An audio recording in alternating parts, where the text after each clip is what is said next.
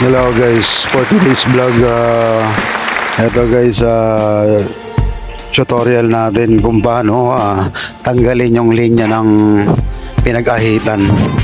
Yung linya ng pinag-ahitan tatanggalin natin. Yung sa mga walang shaver dyan guys, yung pampakinis, yung walang shaver, ako ito ginagawa ko.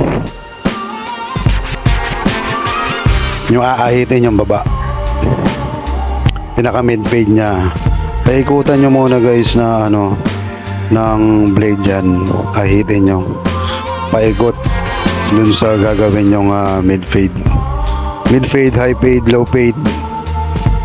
Ayan, nakikita nyo naman, gumuguhit talaga yung pinag-ahitan nya.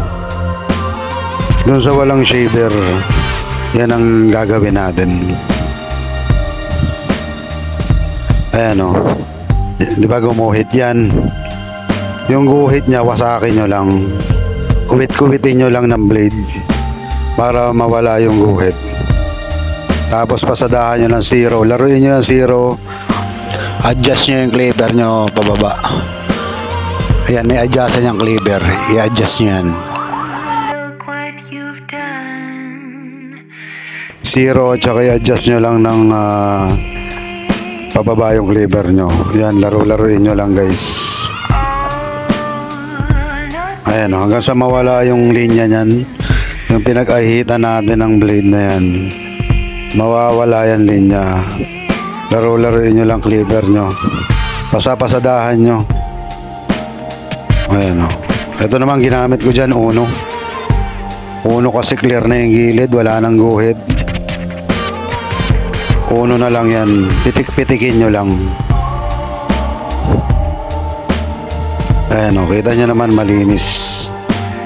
Mid fade po yan, pinagawa ng customer natin. Suki na rin natin yan. Shoutout sa iyo, Suki. Ayan linis na Ganun lang gawin nyo guys. Once na may linya, pinag-ahitan nyo, wasakin nyo lang, pitik-pitikin nyo ng blade, dulo ng blade yung linya na yun. Ayan, malinis na. Ayan na po ang finished product nyan. Isang mabilisang tutorial na yan, diba?